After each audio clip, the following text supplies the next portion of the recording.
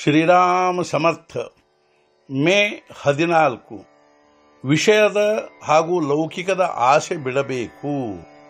ನಾವು ರಾಮನವರಾದೆವೆಂದರೆ ನಮ್ಮ ಚಿಂತೆಯು ಅವನಿಗೆ ಹತ್ತುತ್ತದೆ.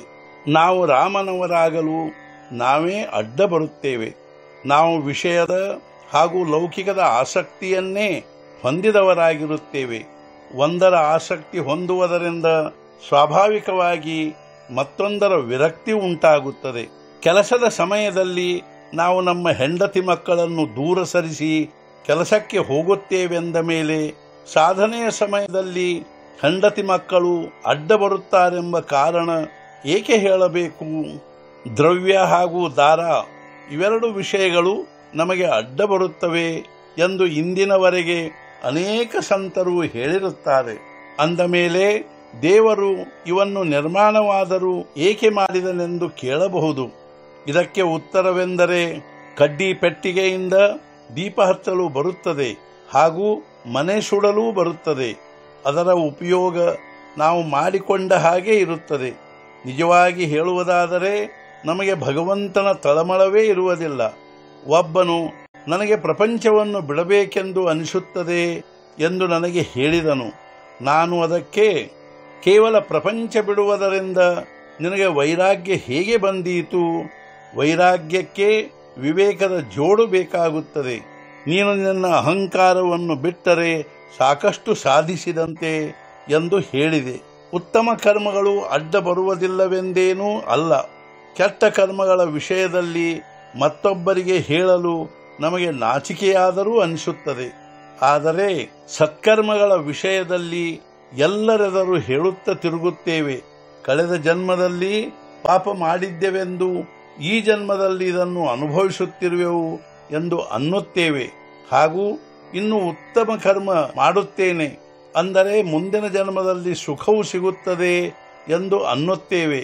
ಅಂದರೆ ಜನ್ಮ ಮರಣದ ಚಕ್ರದಿಂದ ಬಿಡುಗಡೆ ಹೊಂದುವ ಬದಲು ಅದರಲ್ಲಿಯೇ ಸುತ್ತಿದಂತಾಗುತ್ತದೆ. ದುಷ್ಕರ್ಮದಿಂದ ಪಶ್ಚಾತ್ತಾಪವಾಗಿ ಒಮ್ಮೆಯಾದರೂ ಭಗವಂತನ ಸ್ಮರಣೆಯಾಗಬಹುದು.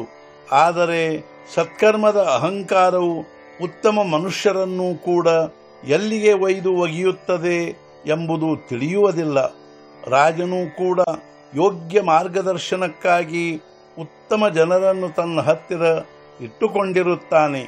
ಭಗವಂತನು ಉದ್ಧವನಿಗೂ ಕೂಡ ಸತ್ಸಮಾಗಮ ಮಾಡು ಎಂದು ಹೇಳಿರುವನೆಂದ ಮೇಲೆ ಇದಕ್ಕಿಂತ ಹೆಚ್ಚಿಗೆ ಏನು ಬೇಕು? ಹಾಗಲಕಾಯಿ ತಿಂದರೆ ಕಹಿತನದ್ದೇ ಅನುಭವ ಬರುತ್ತದೆ. ಅಂದ ಮೇಲೆ ವಿಷಯ ಪ್ರಾಪ್ತಿಯಿಂದ ಜೀವನವು ಹೇಗೆ ಮಧುರವಾದೀತು? ಪ್ರೇಮ ಬಂದಾಗ ಭಗವಂತನ ಭಕ್ತಿ ಮಾಡುತ್ತೇವೆ ಎಂದು ಅನ್ನಬಾರದು. ವಿಷಯಕ್ಕಾಗಿ ನಾವು ಹಗಲಿರುಳು ಒದ್ದಾಡಿದರೂ ನಮಗೆ ಸುಖವಾಗುವುದಿಲ್ಲ. ಅಂದ ಮೇಲೆ ಭಗವಂತನ ನಾಮ ತೆಗೆದುಕೊಳ್ಳದೆ ಪ್ರೇಮವು ಬರಬೇಕೆಂದು ಹೇಳುವುದು ಎಷ್ಟು ಹುಚ್ಚುತನದ್ದಾಗಿರುತ್ತದೆ. ಮದುವೆಯಾಗುವ ಮೊದಲು ಹುಡುಗಿಯನ್ನು 18 ಕಡೆಗೆ ತೋರಿಸಿರುತ್ತಾರೆ.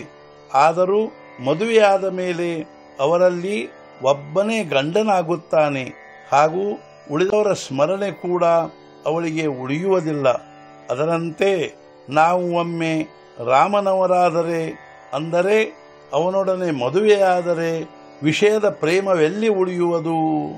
ಇಂದಿನ ಮುಖ್ಯ ವಿಚಾರ. ಭಗವಂತನ ನಾಮದ ಅವಶ್ಯಕತೆಯು 2 ಪ್ರಕಾರದಿಂದ ಇರುತ್ತದೆ.